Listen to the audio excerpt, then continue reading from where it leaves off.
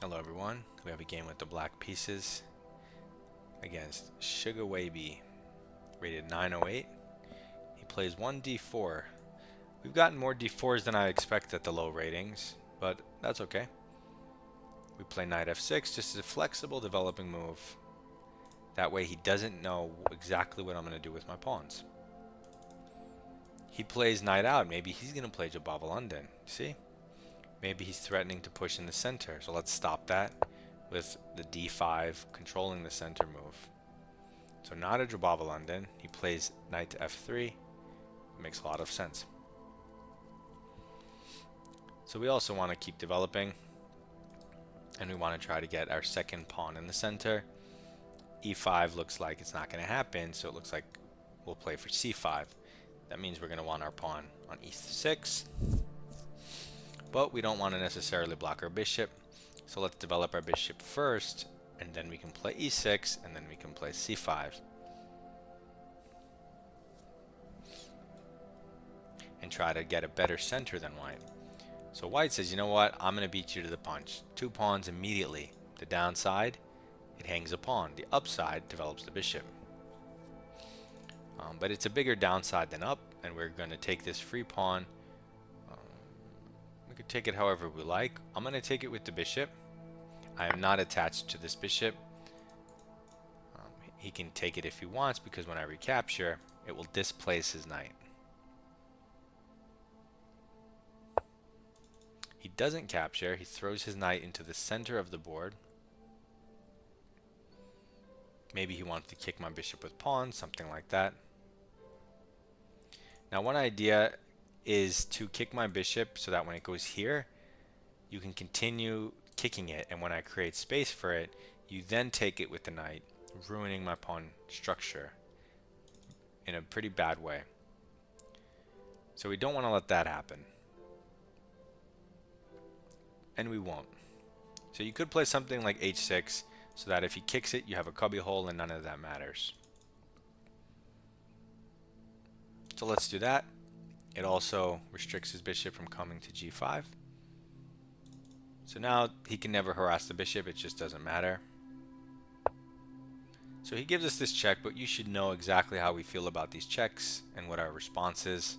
It should come automatic at this point, that we simply connect our pawn chain, defend the center for free with tempo.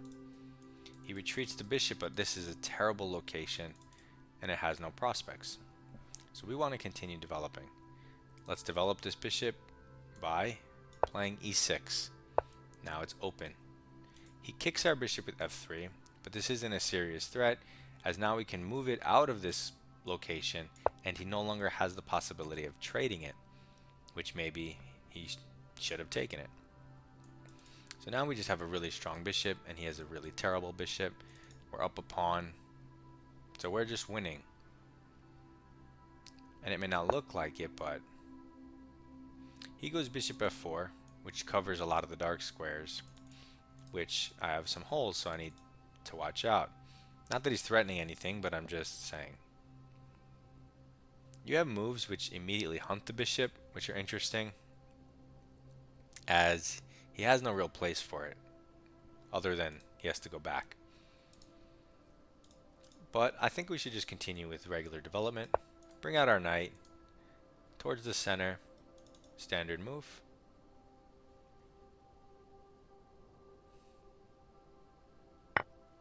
What did he just take? Okay, he just took my f7 pawn, which hangs a piece for no reason, and my king is completely safe. Okay, so he's pressuring this, which makes no sense. I mean, I'm up a piece, so I can definitely trade. And then when he kicks my knight, I mean, you retreat, hitting the pawn. There's no reason for any of that either.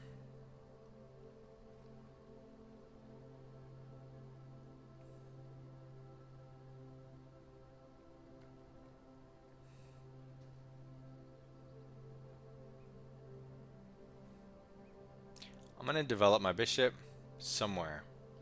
My last minor piece. This square or this square. Let's pin the knight. Might as well. We're up a piece. It doesn't really matter which square we pick. And we could bring the rook to f8 and then the king to g8 and castle by hand. At any moment we have free moves b5, but I don't necessarily see why I should do that right now.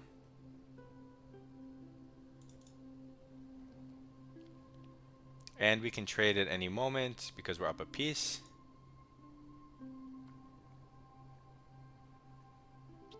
We have a beautiful bishop that he can't do anything about, which is really annoying for him. And we'll reroute our knights to better... Okay, he takes, so we have to recapture. How do we recapture? Well, we can get a stronger center and open the G file. That's appetizing. We can bring the queen out with some potential annoyances. That's appetizing. We can take with the knight, but the knight's dominated here, so that's not appetizing. Open the G file. Let's do that. Let's open the G file. Give our king another pawn cover. And he castles into it. Brave man. Brave, brave man. So you could take this and ruin his pawn structure, but we could also try to use this bishop for some type of kingside harassment. Well, we might as well develop a piece for free. I mean, it's not for free, but it's scary enough to look like it's free. Because he doesn't have any defend. Oh my god, that's a terrible move.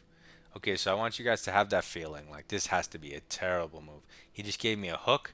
So now in one turn, I can do what it would have taken me 3 turns to do. See the difference? The huge difference that makes? If I wanted to break down the king side, it would have taken me 3 pawn pushes. But now it's only 1. So that's why this is one reason why it's a terrible move.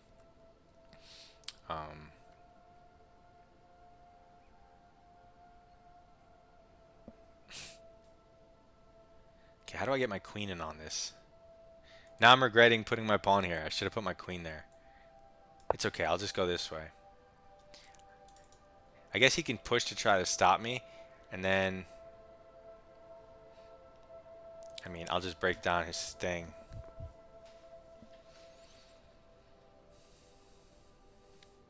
I mean, any way you look at it, these 2 pieces are out of the game. I can bring my guy back for some type of harassment, which I'm gonna do. Although technically he can cover dark squares too then. So I mean, it's totally winning, but... Okay, so he develops the queen. Maybe he's trying to get at the king or something, but I don't buy any of this. Seems a little shady.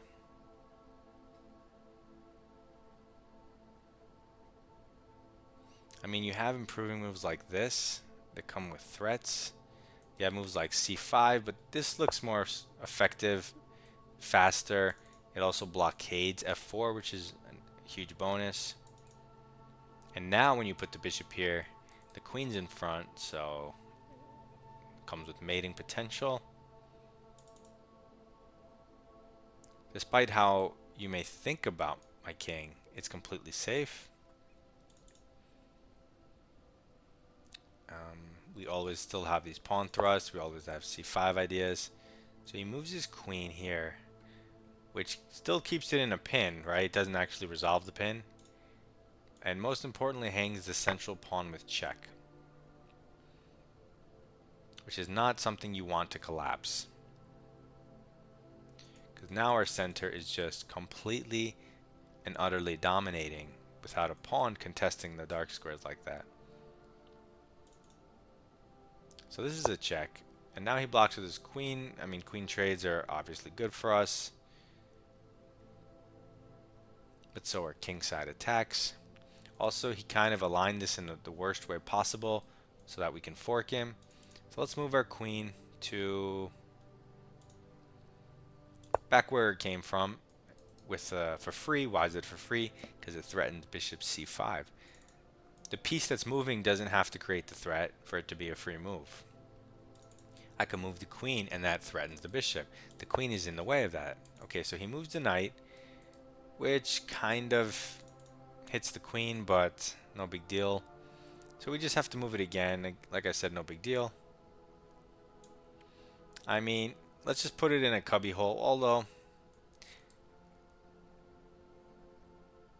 yeah, you could do whatever you want. Let's just put it in the cubby hole, whatever. It's still staring here. No reason to get harassed. We're still going to do this next move. Even if he blocks with the knight, we'll kick the knight. And he would want to play something like c3 to get his bishop back in the game.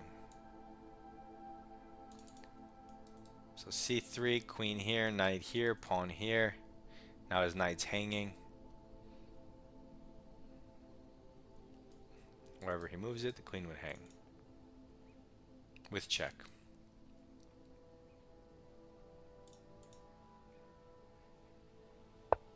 So he does do that, and we're going to go down the line probably I just mentioned, where I attack the queen thanks to this knight. He has to go there, and we simply pin it. The only way to attack my queen is to hang the knight, so then he hangs the knight. He loses it either way.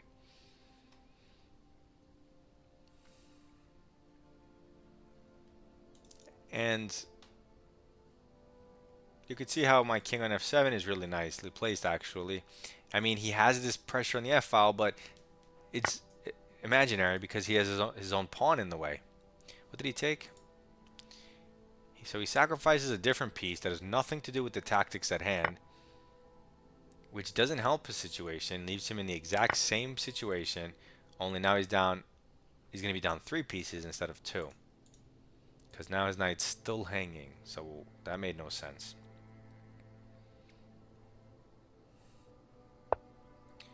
Okay, so he moves his queen, but again, this doesn't threaten anything.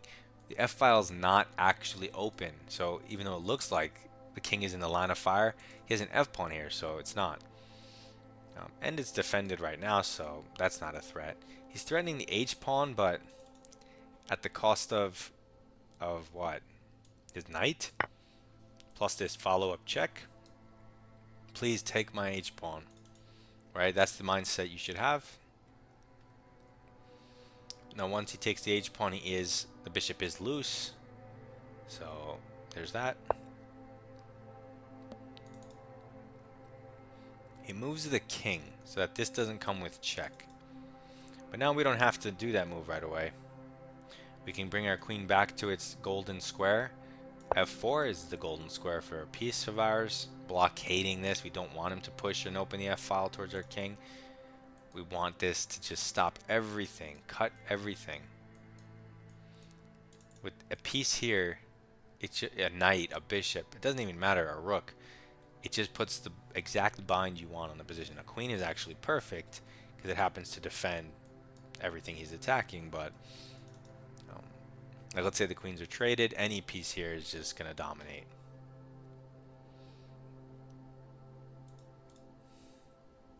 So I'm literally up 3 clean pieces. Okay, he gives me a random check. Let's just get the turn back. You could block either way, but if you block with the rook, you don't get the turn back, so now we get it back. He has to retreat, and we might as well plan our next move. What's our next move?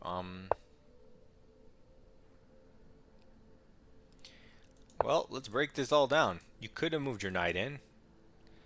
I don't recommend making moves like taking the pawn. That's like a lower ELO. That's not lower, it's like middle ELO mindset. If you were thinking bring the knight in, that's good. If you were thinking bring the rook in. Okay, so he pushes the pawn past, which creates this sneaky threat. That's fair. The downside is this pawn's hanging with check. Okay, he blocks with the queen. I mean, we're up 10 points of materials, so I'm just going to queen trade at this point. He's going to take with the king and walk into a discovered attack on the rook, so he's going to lose everything anyway. But it was a decent try, trying to close the position with a sneaky threat. That's That's a good mind train of thought. Now resigning is definitely the right train of thought. So you can go to your next game.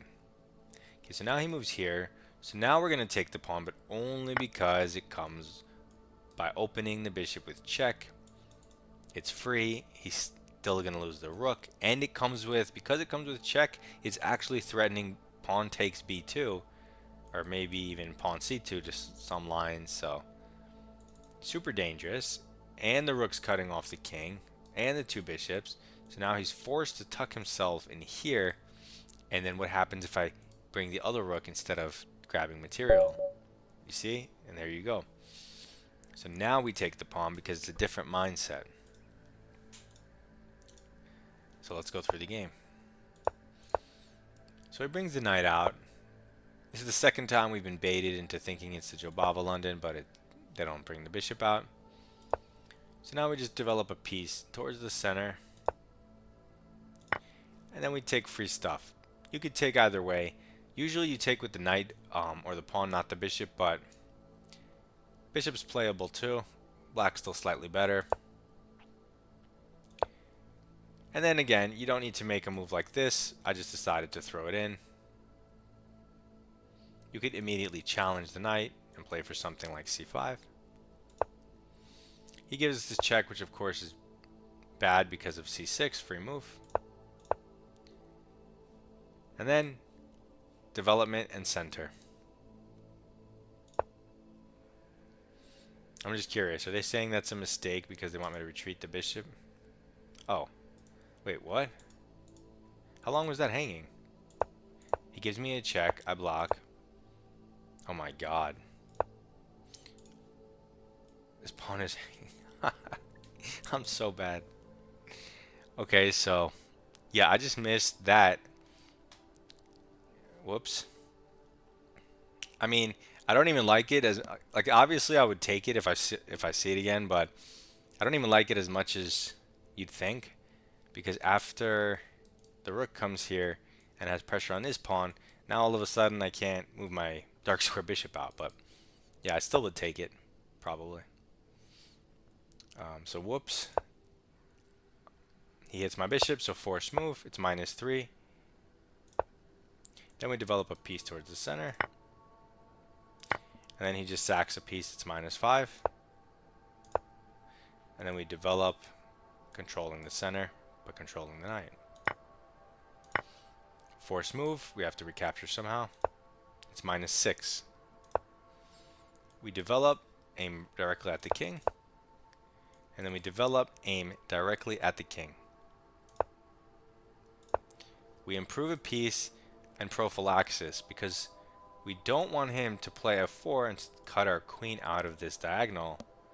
And we also don't want him to be pushing that f pawn anyway because our king's there. So blockade, prophylaxis, improving a piece for free because it comes with threats. Free stuff. And then just go back to our golden square with threats, right? We're not just wasting time. We took the pawn that opens the diagonal, so that creates new threats for us. And then force move because the queen is hit. Force move and it wins material. So free stuff, free stuff, free stuff. Again, our golden square for the queen. Defending, improving for free. Okay, force move. And then this is just attacking the king. This is just continuing our idea. We have the pin, we have the pressure. He can't take without losing his queen at the very least. So yeah, just attacking the king. Free stuff. And then free stuff. Mate in 4, blah blah blah.